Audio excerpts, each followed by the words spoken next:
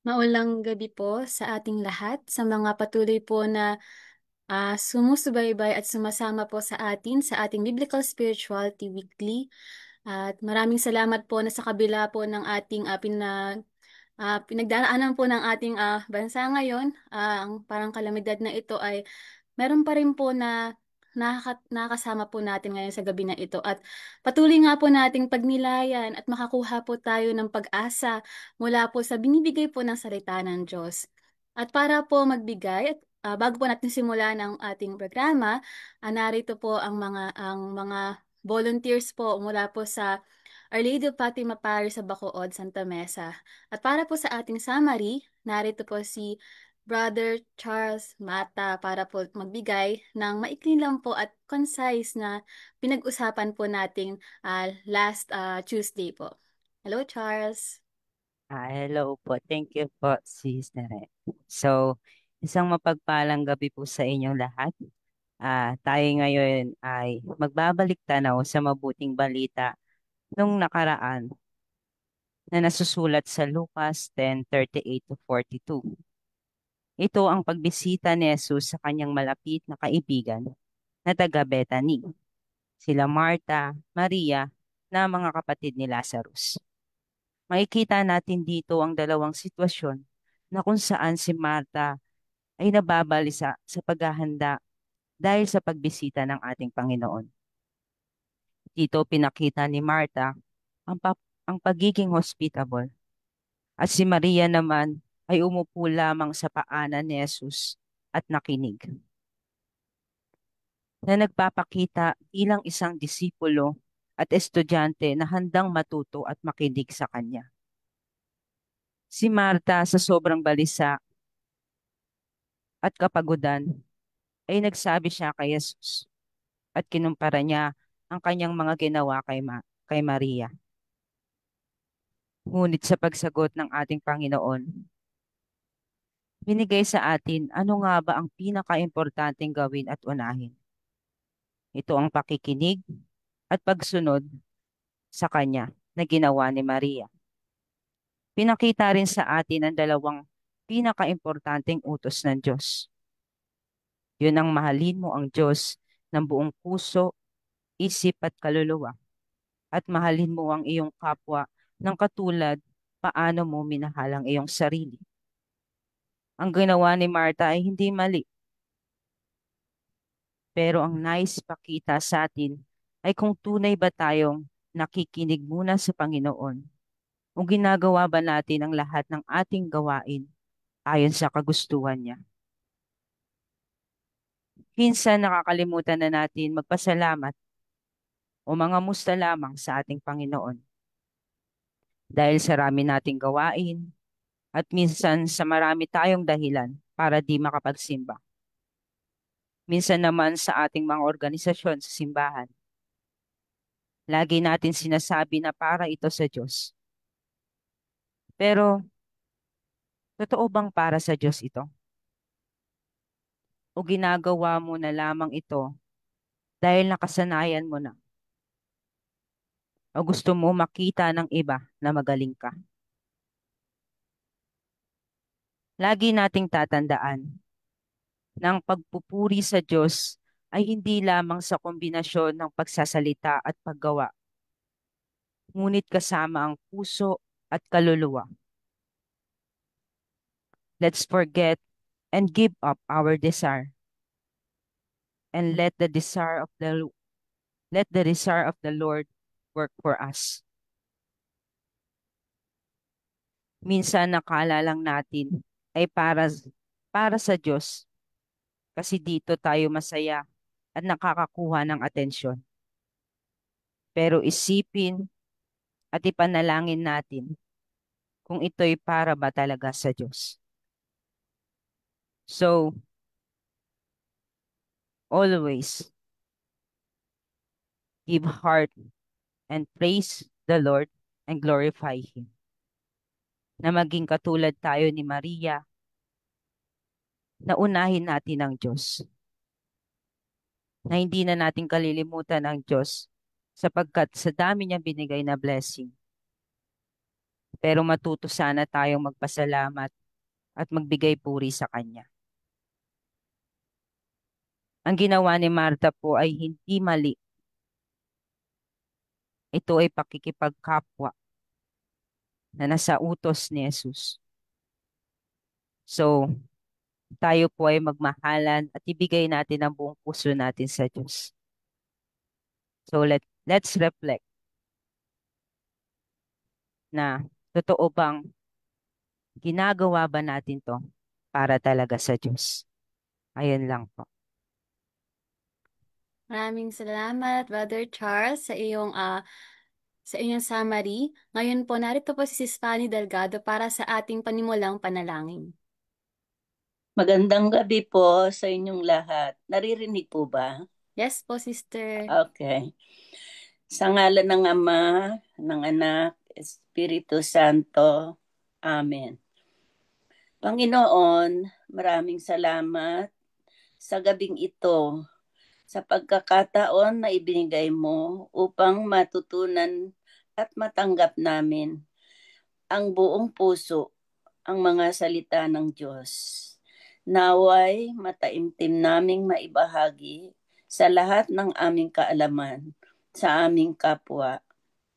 Ipagkaloob mo po sa amin ang kalakasan ng aming katawan upang patuloy namin maibahagi ang iyong banal na salita. Ituro mo po sa amin ang tamang landas na aming tatahakin tungo sa iyong kaharian. Pinapanalangin po namin na matapos na ang kaguluhan sa mundo at ang mga trahedya na nangyayari sa ating bansa.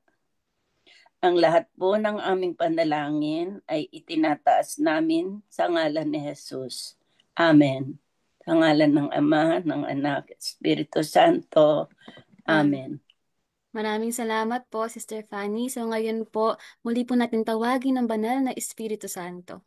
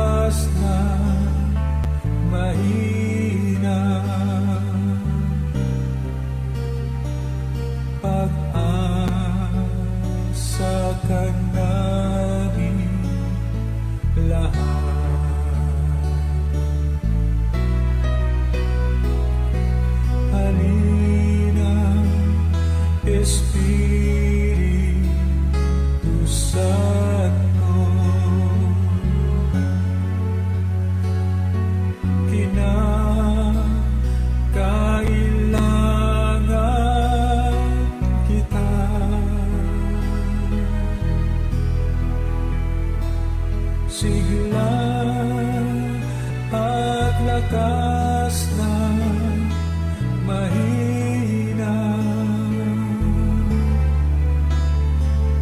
Pag-asa ka namin lahat.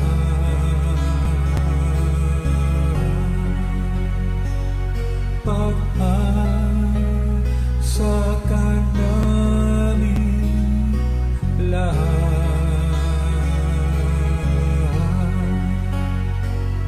Pag-asa ka namin lahat.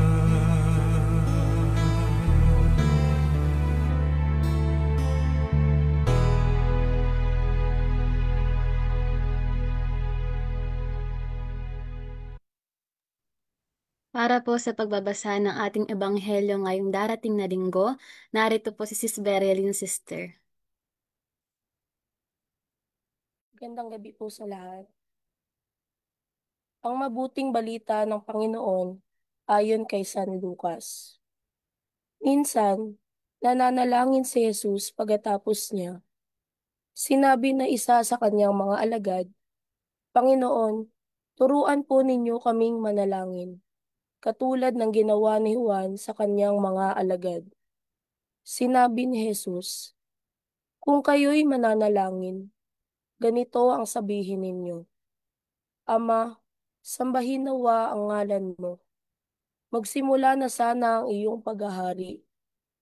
Bigyan mo kami ng aming makakain sa araw-araw at patawarin mo kami sa aming mga kasalanan.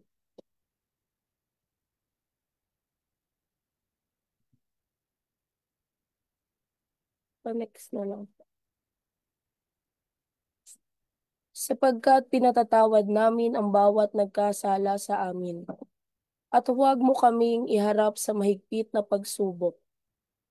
Sinabi pa rin niya sa kanila, ipalagay natin ang isa sa inyo'y nagpunta sa isang kaibigan, isang hating gabi at nagsabi, Kaibigan, bigyan mo muna ako ng 3 tinapay. Dumating kasi ang isa kong kaibigang naglalakbay at wala akong maihain sa kanya. At ganito naman ang sagot ng kanyang kaibigan sa loob ng bahay. Huwag mo nga akong gambalain. Nakatrangka na ang pinto at nakahiga na kami ng aking mga anak. Hindi na ako makababangon pa upang bigyan kita ng iyong kailangan.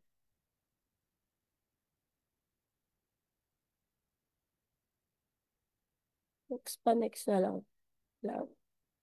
Sinasabi ko sa inyo, hindi man siya bumangon dahil sa kanilang pagkakaibigan. Babangon siya upang ibigay ang hinihingi ng kaibigan dahil sa pagpupumilit nito. Kaya sinasabi ko sa inyo, humingi kayo at kayo'y bibigyan. Humanap kayo at kayo'y makasusumpong. Kumatok kayo at ang pinto'y bubuksan para sa inyo. Sapagkat tumatanggap ang bawat humihingi, nakasusumpong ang bawat humahanap, at binubuksan ang pinto sa bawat kumakatok. Kayo mga ama, bibigyan ba ninyo ng ahas ang inyong anak kung humihingi ng isda? Bibigyan niyo ba siya ng alakdan kung siya'y humihingi ng itlog? Kung kayong masasama ay marunong magbigay ng mabubuting bagay sa inyong mga anak, gaano pa kaya ang inyong amang nasa langit? Ibibigay niya ang Espiritu Santo sa mga humihingi sa Kanya. Ang mabuting balita ng Panginoon. Pinupuri ka namin, Panginoong Hesukristo. Maraming salamat, Bere, sa pagbabasa. Salamat po. Muli po nating pagnilayan ang binasang ebanghelyo gamit pong itong awitin na ito.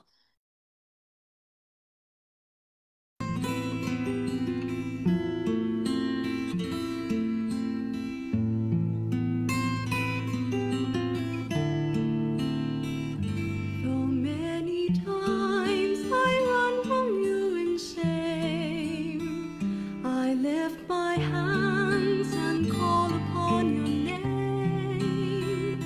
For underneath the shadow of your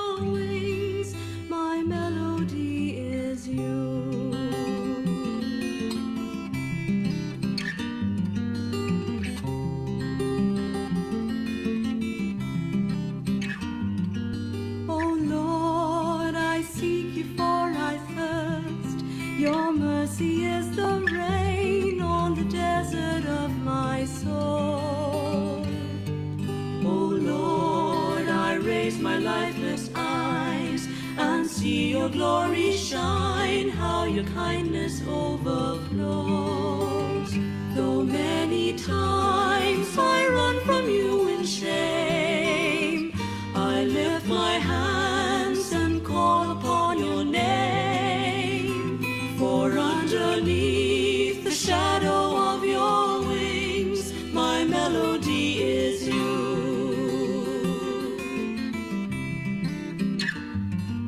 O Lord, your sanctuary calls. I yearn to be with you in the rivers of your love.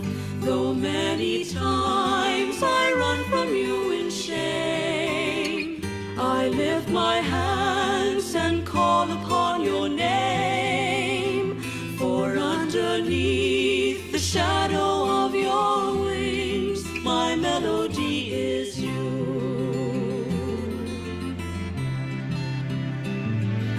O Lord, your sanctuary calls.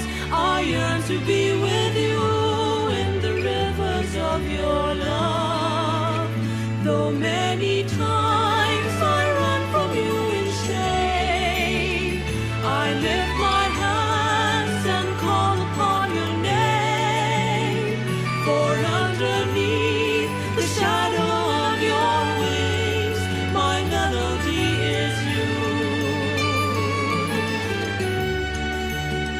I lift my hands and call upon your name. For underneath the shadow of your wings, my melody is you.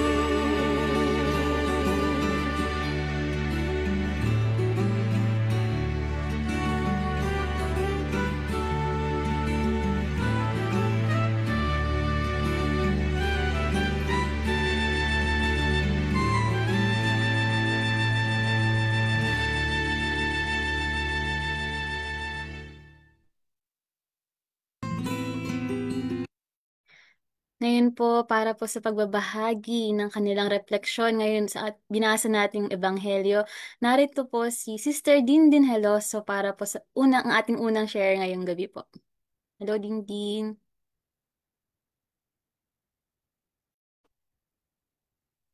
Magandang gabi po sa ating magandang gabi po sa ating lahat mga kapatid. Sana po ay maging maayos na yung ating lagay ngayon at huminto na rin po yung ulan kahit pa paano. So, yung gospel po natin ay hango sa Lucas.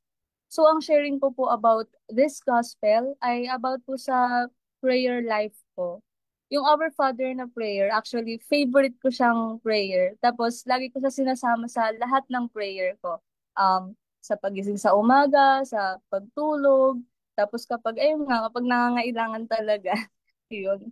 Tapos, ako lang ba nakakaranas ng kapag nangangailangan ka ng sobra-sobra na hindi mo na kaya, kumakapit ka na lang sa Diyos, nagpe-pray ka na lang, ganon. So yun nga po, tunay na napaka-powerful nung pagdarasal. And ito talaga yung naging sandata ko sa mga situations po. I remember some times po na minsan nawawalan na ako ng pag-asa. Like for some instances, yung mga klase namin kay attorney, literal na stress po yun. At saka puro kabisado, puro aral. Isa po talaga siya sa stress ko noon eh.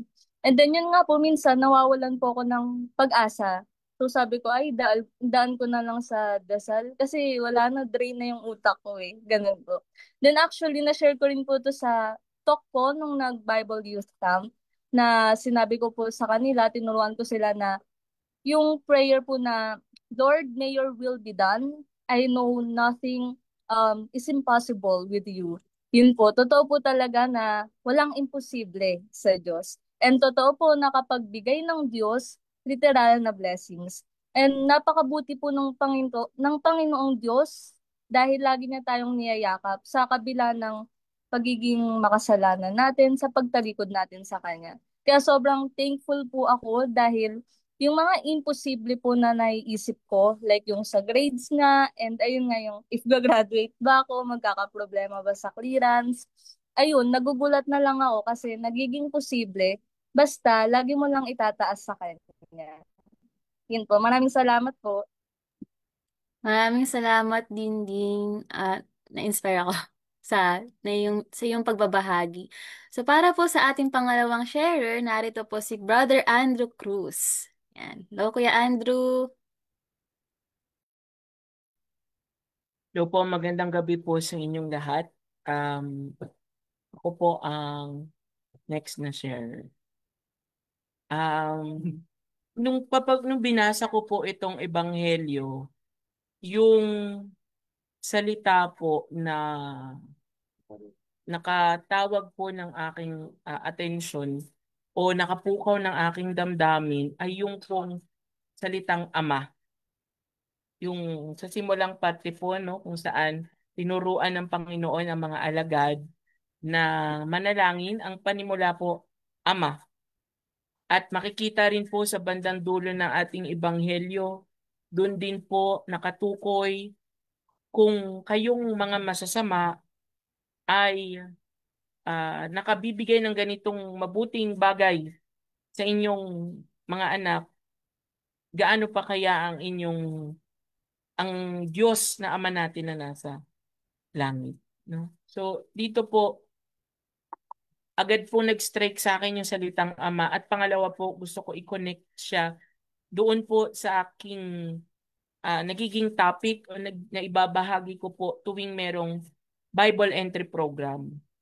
Sa Bible entry program po, ang topic po na ina-assign sa akin o na-assign sa akin is Jesus the Word made flesh, kung saan tinatalakay po doon kung gaanong ang Panginoon Jesucristo, ang Diyos, sa kanya pong pagnanais na magkaroon ng relasyon, pakikipag-ugnayan sa atin, ay ang kanyang bugtong na anak, no? Ay kanyang ipinadala, salita na nagkatawang tao upang tayo magkaroon ng ugnayan sa Diyos. At ang pagpapakilala po ng Panginoon Jesucristo sa atin, sa Diyos, ay Ama. No? Ito po yung punto, pagkakataon na ang Diyos ay tinawag na Ama. No? Hindi yung napakilala ng Panginoon Jesucristo. And this gives me much comfort in that thought na anumang pagsubok, challenges, trials na dumarating sa buhay ko, alam ko po na may Ama ako sa langit na maaari kong matawag. No? Hindi lamang siya Diyos, isa siyang Ama. Ganun ka kalapit, ganun ka kadikit na relasyon na ugnayan sa Diyos ang ipinakilala ng Panginoon Jesucristo. And I want to rest in that thought. No? And hindi lamang po yun, there are many instances in my life po na napatunayan ko na ang Diyos ay aking Ama at wala siyang ninais na masama para sa akin, puro kabutihan. Minsan sa sa sa limit ng kaalaman ng isang tao gaya ko, minsan naakalain ko na ang hindi niya pagsagot sa aking panalangin ay maring ako ba ay may mali, ako ba ay may kasalanan, o ako ba ay may problema, no? Pero alam natin po at alam ko po na ang Diyos bilang Ama, katulad niya ng sabi doon sa huling bahagi ng Ebanghelyo, walang kayo ngang masasama ay nakakapagdulot ng mabuti sa inyong mga anak. Paano pa kaya ang Ama nyo?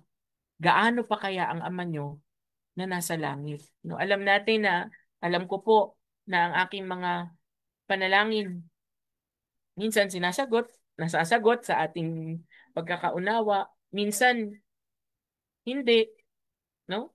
Maaaring it's a form of a redirection. Minsan sinasagot pero delay for us to be persistent in prayer.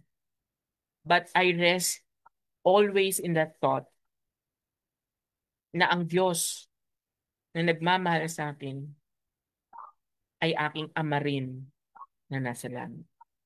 Maraming salamat po. Maraming salamat po, Kuya Andrew, sa inyong muling pagbabahagi po ng iyong mga karanasan at sa inspirasyon po. At ngayon po, muli po natin pagnilayan at sigurado po na makukuhaan po natin ng mas marami pang pag-asa. Narito po si Father Adonis Saclolo, ang ating Director po ng Ministry of Biblical Apostolate. Hello po, Father. Maraming salamat, Tere. Maraming salamat sa ating mga Bible Apostle sa Our Lady of Fatima sa Bacood. No? Na totoo namang napakalalim ng mga refleksyon at pagninilay at pagbabahagi ng kanilang sariling mga karanasan. No? Marami pong nagtatanong bakit patuloy tayong gumagawa ng mga gawain natin sa Biblical Apostolate katulad nitong Biblical Spirituality Weekly o kaya naman yung entry program natin sa Don Bosco. Sa Sabado, meron pa tayong Bible Mission. No? Habang alam natin na hindi mabuti ang panahon, medyo masama. No? Pero alam naman natin, mga kapatid, na isa lang ang sagot dyan. No? Ang salita ng Diyos ay hindi humihinto. Kahit bumaha, kahit umulan, kahit bumagyo, kahit lumindol, kahit anong mangyari, ang salita ng Diyos ay nandyan. Sapagkat sa lahat ng pagkakataon, tayo ay kinakausap ng Diyos. No? Kaya nga nandito tayo ngayon, no? Na bagamat ako nga kagagaling ko lang sa sakit, medyo may sakit pa ako dahil naulanan ako. Pero yun, ayun na, pag naalala yung sakit biglang inuubo, no? Pero magpapatuloy natin yung gawain natin, no? Dahil katulad nga nung nagsasabi na sa atin, no, tayong mga Bible Apostles, yung mga kapatid natin nakikibahagi rito ay hindi lang para sa atin itong mga salita. Dahil itong ginagawa natin na tuwing Martes ng gabi, yung mga marami pa nating ginagawa ay umaabot sa napakaraming tao na totoo naman nangangailangan ng salita ng Diyos. Kaya nga itong ginagawa natin ay totoong tumatanggap tayo ng salita ng Diyos. Nabibigyan tayo ng konsolasyon, pero higit sa lahat, kailangan nating alalahanin na nakapagbibigay tayo ng konsolasyon at liwanag ng mabuting balita sa iba. No? Habang pinapagamit natin ang ating oras, ang ating mga lakas, ang ating buhay sa Panginoon. Okay? Ngayon, itong ebanghelyong ito ay patungkol sa panalangin. Alam niyo ang ebanghelyo ni San Lucas ay may iba't ibang bahagi na nagbibigay diin tungkol sa panalangin. Ngayon, sabi nga nung iba, itong Gospel of St. Luke is the Gospel of Prayer. No? Napakaganda. At dito sa ebanghelyo natin, St. Luke chapter 11 ay humingi ng tulong yung mga alagad, no, na turuan sila ng Panginoong manalangin. At actually sa buong ebanghelyo, mga ebanghelyo, isa lang ang panalangin itinuro ng Panginoon. At ito nga yung alam nating the Lord's Prayer o yung Ama namin. Ngayon, mahalaga na ang maunawaan nating lahat at alam ko naman na alam ninyo na ang panalangin ay hindi monologue, no, na nagsasalita tayo sa Diyos, no, at antayin natin yung sagot niya, maaring ngayon, maaring bukas, maaring isa-isang araw. No, sapagkat hindi ganito ang panalangin, hindi siya monologue, kung hindi dialogue, no? Hindi lang tayo nagsasalita kung hindi nakikipag-usap. May sinasabi tayo sa Panginoon at hinihintay natin yung sasabihin niya sa atin. Kaya nga, ang tanging panalangin na itinuro ng Panginoon ay Ama namin, at yung title pa lang makikita natin na ang panalangin ay relasyon, no? Sapagkat yung term na Ama ay term of relationship, yung word na Father ay term of relationship, yung ama. Kaya siya tinawag na ama dahil may asawa siya at mayroon siyang mga anak. No? At ngayon, kung itong ating i-apply sa Diyos, ang ama dahil mayroon siyang mga anak. Kaya nga itinuturo ng ating Panginoong Hesukristo yung ama namin sapagkat alam natin na sa pamamagitan ng ating Panginoong Hesukristo, tayo ay naging mga anak din ng Diyos. No? At pangalawa, ang panalangin maliban sa pagiging relasyon o ugnayan, ito ay ugnayan sa Diyos, ngunit ugnayan din sa kapwa. No? Kaya nga yung sumunod na salita, Ama, sumunod ay namin. No? Our Father. Ibig sabihin, hindi lang individual yung relasyon natin sa Diyos. At ito ay relasyon din natin sa kapwa. At yung relasyon natin sa kapwa, dito pinapakita yung relasyon natin sa Diyos. Ito nga yung ebanghelyo natin last week, no? Yung love your neighbor as yourself. No? Paano natin papakita yung pagmamahal sa Diyos kung hindi sa pagmamahal sa kapwa. No? Ngayon, itong Our Father, alam natin na meron itong 7 petitions. No? Pag binasa natin sa Catechism of the Catholic Church, sa Part 4, meron siyang 7 petitions.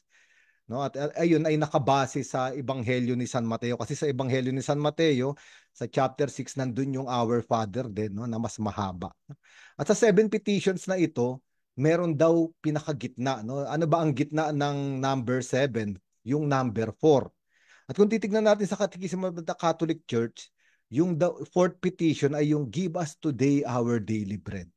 At maganda yung paliwanag. Sana mabasa natin itong Catechism of the Catholic Church. Pero very ano naman siya, very simple but full of wisdom, no? Dito sa puso ng Ama namin yung bigyan mo kami ng kakanin sa araw na ito ay merong karunungan, no?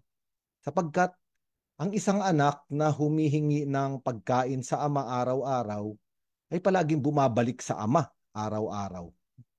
No, kaya nga ang panalangin ay sa araw lang na ito, no, para bumalik uli ako bukas sa iyo. Sapagkat kapag nagkikita ang isang anak at ang isang ama araw-araw dahil hinihingi ng anak yung pangangailangan niya at araw-araw ibinibigay ng ama, lumalalim ang relasyon, lumalalim ang ugnayan. No? Diba, ito nga yung karanasan ng marami, palagi na nating ibinibigay itong halimbawa, siguro narinig nyo na, no, na kung ikaw ay isang magulang at mayroon kang anak na magkokoleyo, halimbawa, engineering yung kurso, at tinawag mo siya isang araw at sabi mo, eto na ang iyong allowance sa buong 5 taon. Ibinigay mo na yung allowance ng anak mo ng buong 5 taon. Sa tingin mo ba magpapakita pa sa yung anak mo bukas? No? Ang ibig sabihin, yung bata ay didepende na doon sa ibinigay mo. Doon sa kasiguraduhan na ibinigay mo sa kanya at doon na lang matutuon yung kanyang pansin. At mawawala yung pansin niya sa iyo. Ibig sabihin, magpo-focus siya sa regalo, hindi na sa nagregalo. No? Palagi natin sinasabi ito, no?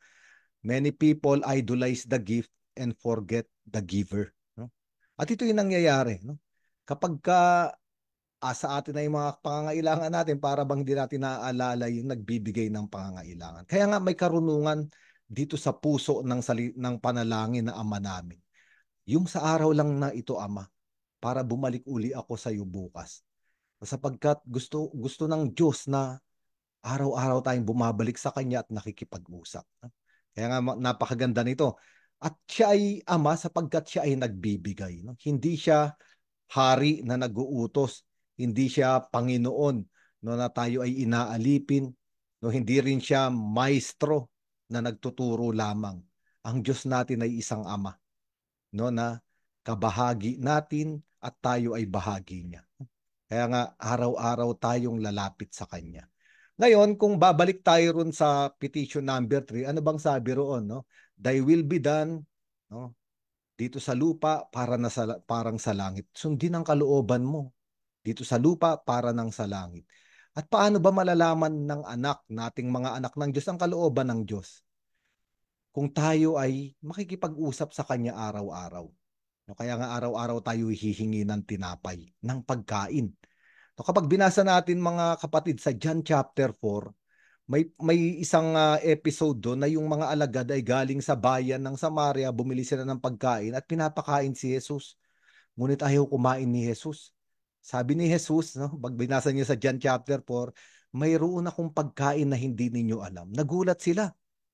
Sabi ng ating Panginoong Jesucristo, ang aking pagkain ay gawin ang kalooban ng amang nagsugo sa akin.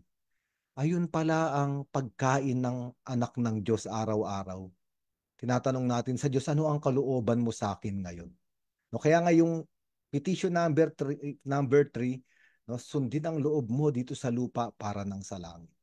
Sapagkat kapag nasusunod ang kalooban ng Diyos, no, dito sa lupa, nasusunod din ito sa langit, nabubusog ang anak ng Diyos. No? Kaya nga ating pinagdinilayan, ano ba ang kalooban ng Diyos sa akin sa araw na ito? At simple lang naman iyan. No? Ang kalooban ng Diyos sa atin sa bawat araw ay gawin yung mga dapat nating gawin. No? Yung mga mabubuting dapat nating gawin. Maging ama, maging anak, maging estudyante, maging pare, maging madre, maging lingkod ng simbahan. At ayun yung pagkain natin. Ayun yung nagbibigay sa atin ng lakas araw-araw. At yung petition number 2, anong sabi ron? Yung thy kingdom come. At totoo, kapag ka nagaganap na ang kalooban ng Diyos sa atin, Isa lang ang nangyayari. Ibig sabihin, naghahari siya sa atin.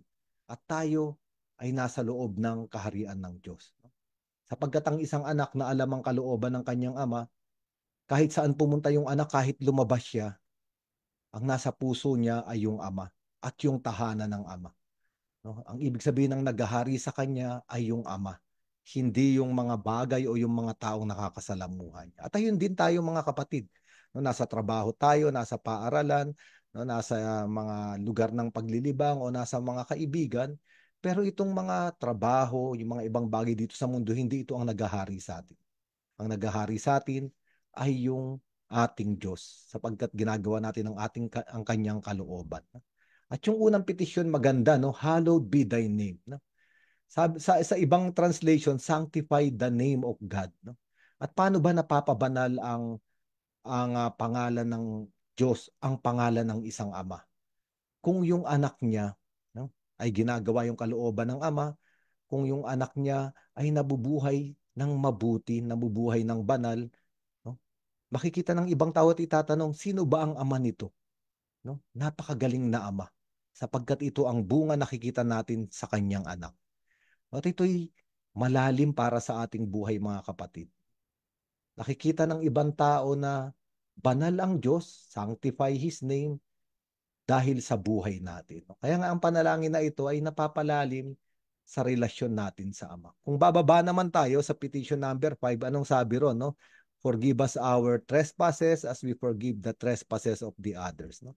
Katulad ng mga ibang anak, tayo mga bata, no, minsan tayo ay may tantrums, no, nag-aaway-away, no? Tayo magkakapatid nag-aaway-away.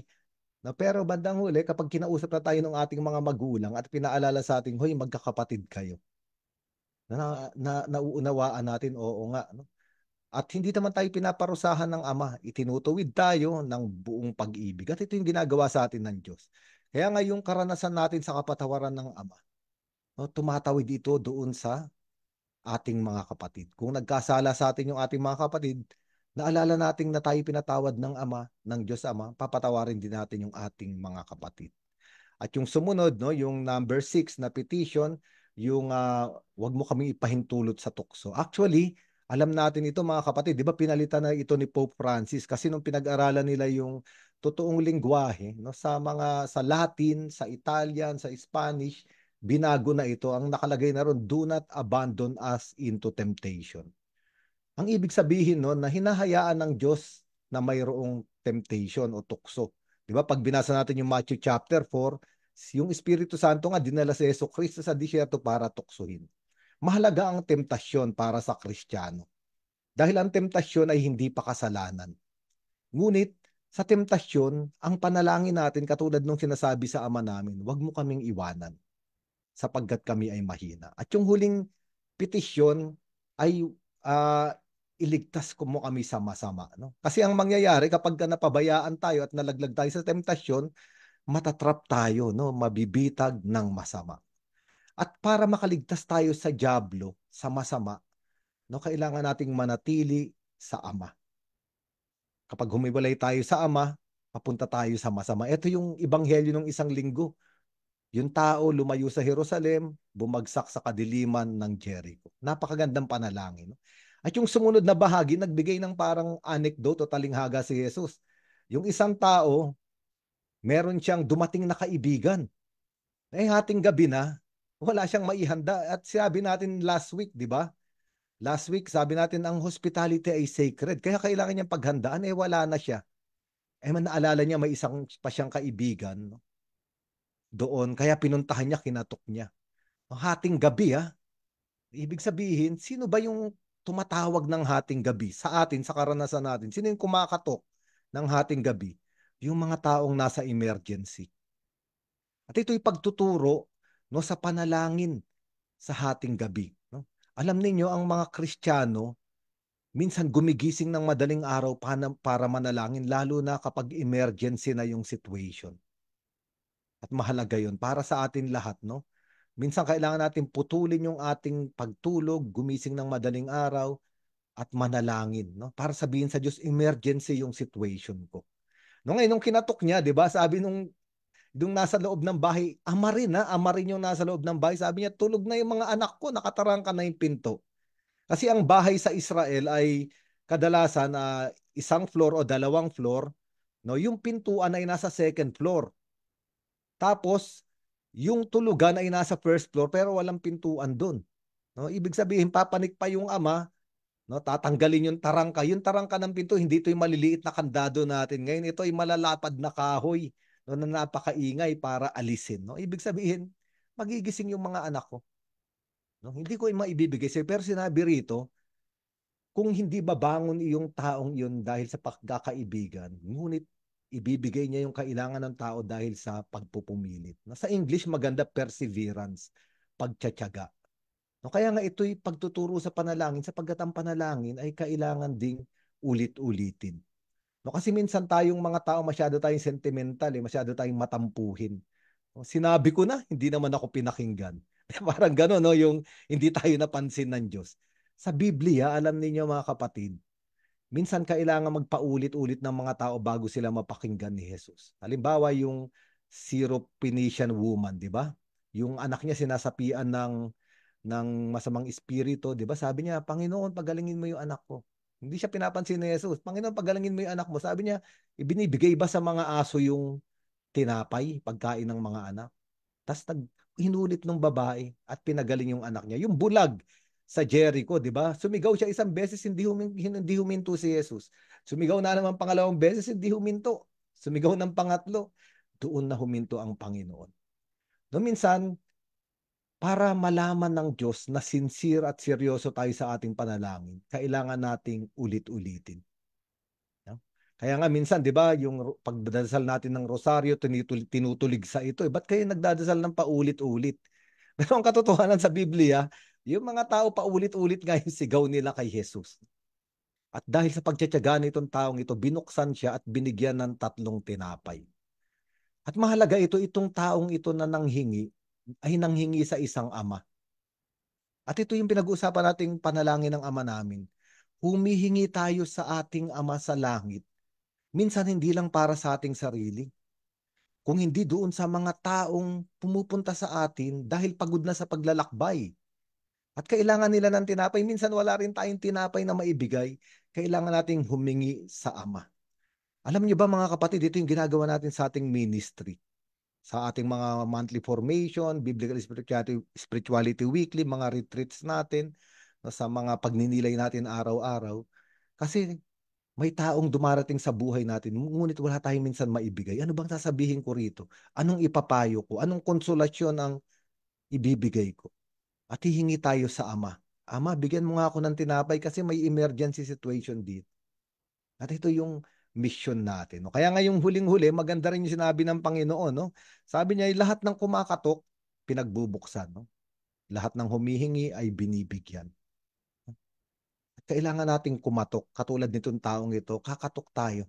Minsan, kailangan yung katok ay malakas. No? Para makita natin na magbukas ang pinto at para makita rin ng Diyos na seryoso tayo. No? Kaya nga yung huling-huling sinabi niya maganda, no? Sa Ebanghelyo ni San Mateo sa chapter 7, may idinagdag pa ron kung yung anak mo humihingi ng tinapay, bibigyan mo ba ng bato? No? Kung maaalala ninyo, di ba? Sa Matthew chapter 4, ito yung tukso ng diablo kay Jesus, gawin mong tinapay ang mga bato. Ibig sabihin, yung diablo gusto niya yung bato ang maging tinapay. Ibig sabihin, sabi ni San Mateo, pag humihingi ka ba sa ama mo, bibigyan ka ng bato kung tinapay ang hinihingi mo. Ibig sabihin, kung yung diablo ibibigay sa atin bato, na itsurang tinapay pero walang buhay, ang totoong ama sa langit, ang ibinibigay sa atin ay totoong tinapay. At ito nga yung sinabi ni Andrew kanina, maganda, ang totoong tinapay, no? Si Hesukristo, ang tinapay na bumaba sa langit. Sabi pa rito sa ebanghelyo natin, kung humihingi ng isda, bibigyan mo ba ng ahas? At alam natin yung ahas ay nakamamatay, puno ng kamandag. Ito ang simbolismo ng diablo. Pero yung isda, alam din natin, ay simbolismo ng Mesiyas, no? Iktus. Ang Diyos ang ibibigay sa atin ay ang isda, si Jesus, hindi yung ahas. No, kung humihingi tayo. Sabi pa rito, bibigyan mo ba ng alakdan kung humihingi ng itlog? At alam natin yung itlog, ito yung pinagmumulan ng buhay. Ang itlog ay simbolismo ng buhay. Ang alakdan ay may kamandag na pumapatay. Ang ibig sabihin dito ng ating Panginoong Hesukristo, kung tayo ay humihingi sa Diyos na ating Ama, ang ibibigay sa atin ay buhay. Ang ibibigay sa atin ay buhay. No? Sabi ng ating Panginoong Hesukristo, no, sapagkat ang ibibigay sa atin ay ang Espiritu Santo. No? Kaya napakaganda na itong ibanghelyong ito, mga Bible Apostles, coordinators, mga kapatid natin. Sa inyong Bible sharing, sa mga parokya ninyo, dahil gagawin nyo sa mga susunod na araw, kahit umuulan, kahit bumabagyo, kung hindi nyo kayang mag-meet sa parokya, sa mga lugar na pinupuntahan ninyo, pwedeng this time kung masama ang panahon, mag-Zoom. No? Etong ano natin, etong link natin, gamitin nyo. So magpaalam lang kayo kay Sister Laces, no? Para mapagnilayan ng napakalalim itong napakagandang panalangin. Ngunit ang panalangin, sinasabi ko nga, ipalaging ugnayan. No? Ugnayan natin sa Diyos bilang Ama na nagbibigay sa atin ng buhay. No? Kaya nga sabi natin, sa tuwing nananalangin tayo, palaging may sagot. Walang panalangin na walang sagot. Lahat ay may sagot. Lahat ng matalangin, lahat ng panalangin ay may sagot. Unang-unang sagot, oo. Kung ang panalangin natin ay kalooban ng Diyos at makabubuti sa atin. Pangalawang sagot, hindi. No, lalo pa nga yung ipinapanalangin natin ay hindi makabubuti sa atin. Ang ikatlong sagot, maghintay. At yung sinasabi ni Andrew, delay, pero maghintay. Sapagkat ang Diyos palaging may tamang panahon para sagutin ang ating mga panalangin. Yung schedule natin, iba sa schedule ng Diyos. Pero kapag in-schedule ng Diyos, darating iyon sa tamang panahon. Kaya nga yung mga wala pang boyfriend, huwag kayong magmadali, no? Okay? Yung mga may boyfriend na naman at girlfriend, wag na kayong maghanap ng iba. Parang gano'n, no? Pero joke lang, no? Pero palaging kailangan nating maghintay, no? Ngayon, ang pananalangin ay napakaganda, no? Sapagkat kahit anong paraan ng pananalangin natin, kahit anong oras tayo manalangin, no, hindi tayo nagsasayang ng oras. Lahat ng panalangin, lalo na ang panalangin ay mula sa pusong, no, talagang nagmamakaawa at sumisigaw sa Diyos ay pinapakinggan niya. Walang panalangin na kumukuha ng oras natin. Kasi minsan ito yung problema ng maraming tao. Ba't ako magro-rosaryo? Ang haba naman yan. Yung mga bata nga, di ba, pag tinuturuan natin manalangin, ang haba naman yan. Wala ba yung magmaiksi? Para bang sa tao nakakakuha ng oras ang panalangin.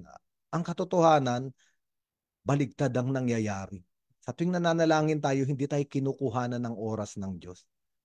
Actually, dinadagdagan niya nga tayo. Dinadagdagan niya tayo. At ang pananalangin natin, no, isang araw dadalin tayo sa buhay na walang hanggan. At ito'y wala ng panahon, wala ng oras. Sige, salamat sa pagninilay natin ngayong gabi. Ngayon ay tataas natin yung ating mga panalangin. Sino man yung mga nais magtaas ng panalangin, yun, ayun na. Lumalabas na yung sakit natin. Yung hindi naman mga nais na magtaas ng panalangin, no, ngayong gabi sa Zoom, lalo na sa Zoom, pwede kayong mag-unmute at itaas ang inyong mga panalangin.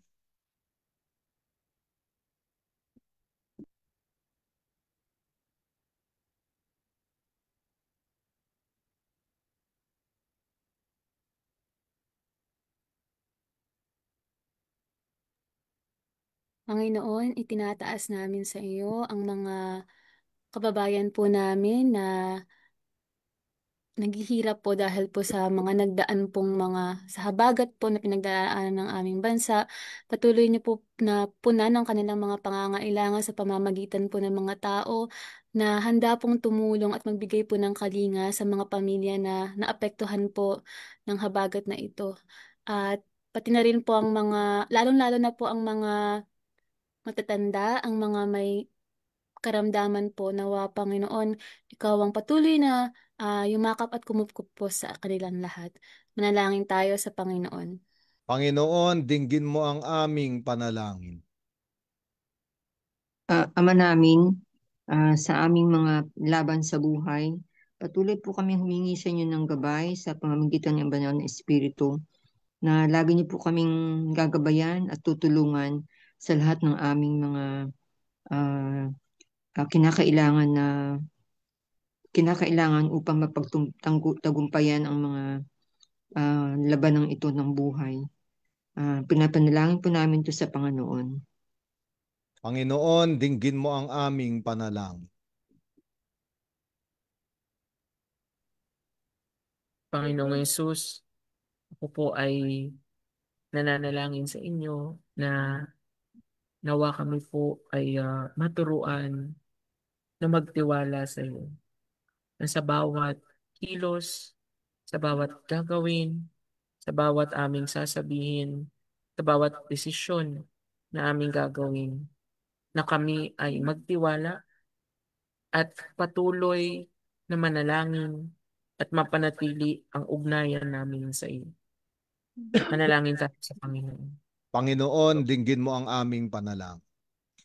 Panginoon, nawa po'y bigyan niyo po kami ng kapayapaan ng bawat isa sa amin at nawa po'y bawat panalangin ng bawat isa ay magkaroon ng katuparan na naaayon sa kalooban mo at nawa po lahat ay magkaroon ng kapayapaan at pagkakaisa na magtaguyod at magkaroon ng katahimikan at pagkakaisa ang bawat isa. Manalangin tayo sa Panginoon.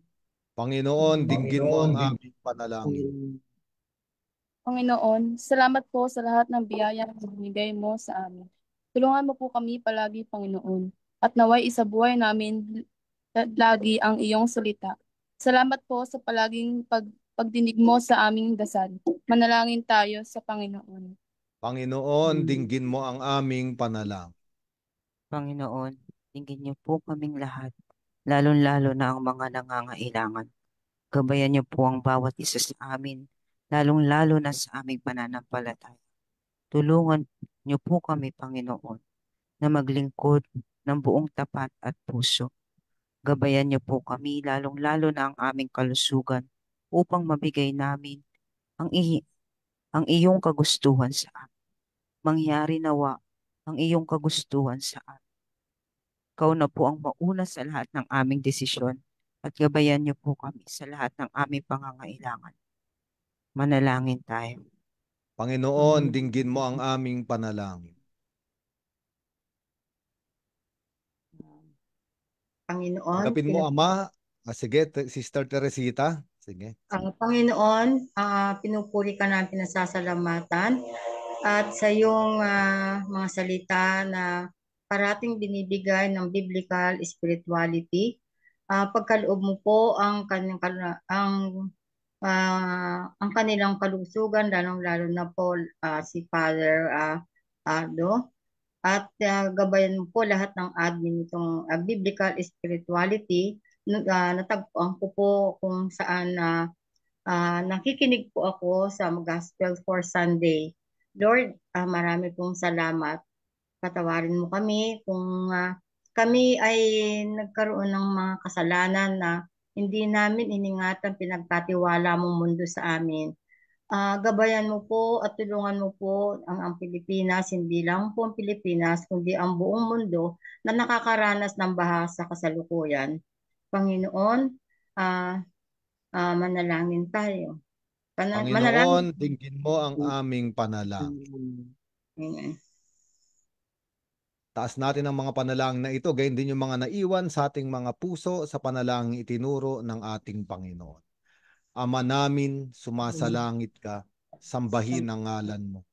Mapasa amin ang kaharian mo. Sundin ang loob mo dito sa lupa para ng langit. Bigyan mo kami ngayon ng aming kakanin sa araw-araw.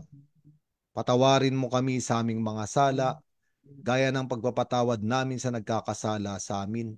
Huwag mo kami ipahintulot sa tukso at iadya mo kami sa lahat ng masama.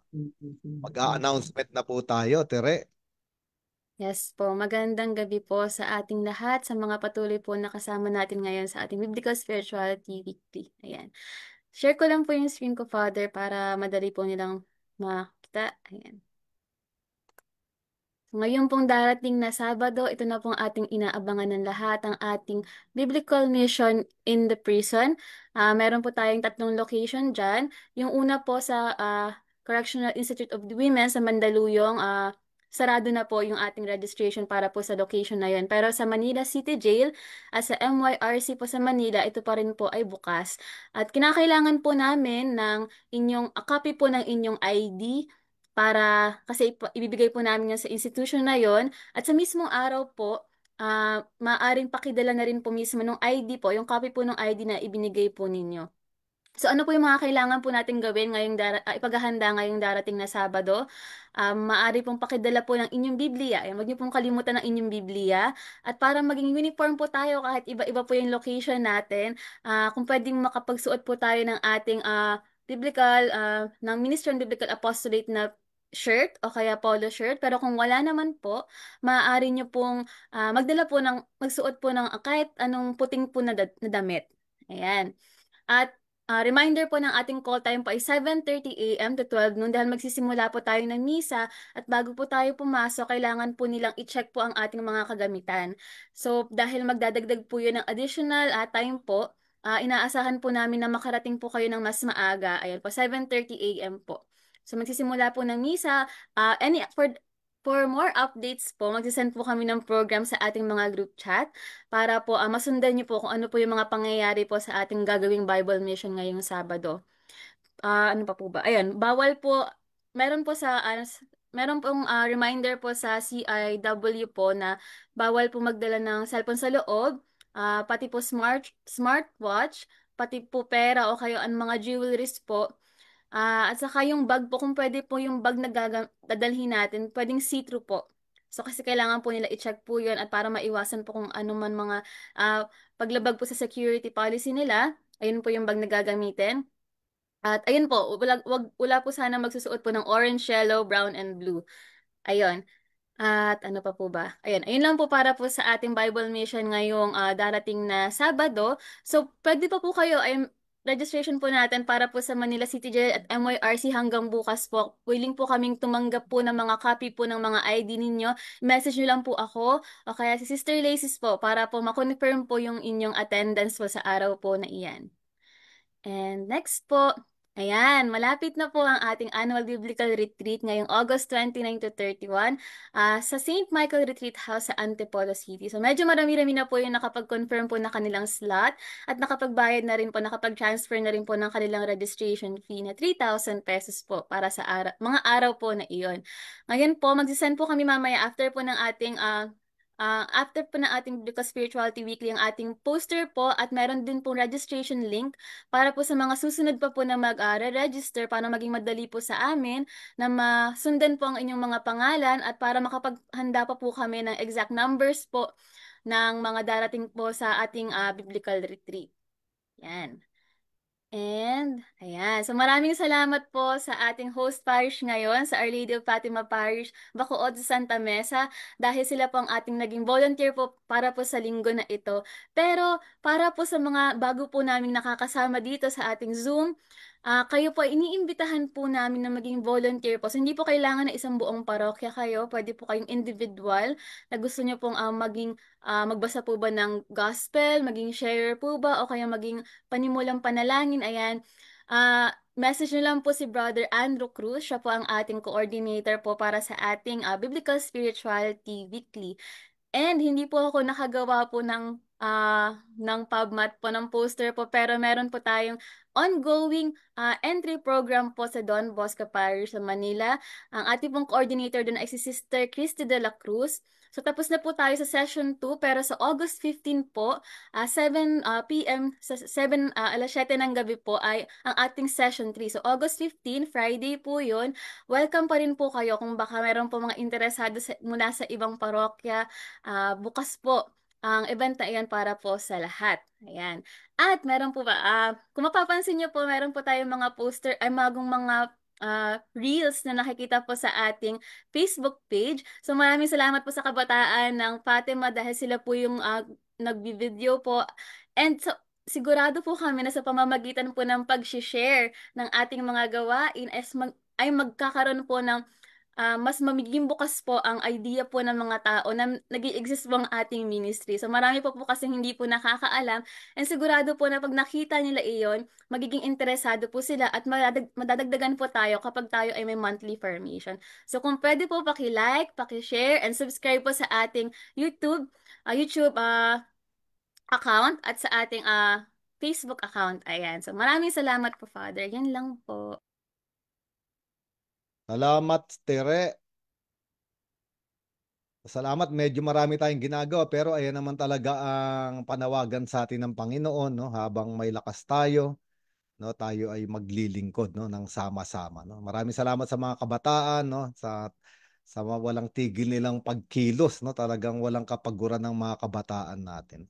Ngayon po meron akong ibabalita. Galing ako po sa St. Michael's nung last weekend, no. Nanghihingi ako ng discount, no, at mukhang ibababa nila yung 3,000 pesos, no.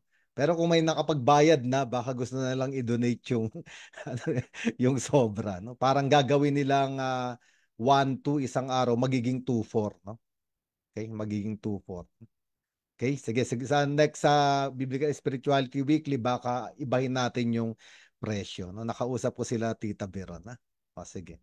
Sige po, ngayon kung wala na, tanggapin natin yung pagbabasbas, no? Mula sa ating Panginoon. Sumainyo ang Panginoon. At sumaiyo rin. Pagpalain kayong lahat, gayon din ang inyong pinakamamahal sa buhay ng ating makapangyarihang Diyos, Ama at Anak at Espiritu Santo. Amen. Mayo kayong taglay ang kapayapaan ng Panginoong Hesukristo. Salamat sa Salamat Lord. sa Salamat sa Diyos. Diyos. Good evening sa lahat. Salamat po, Father.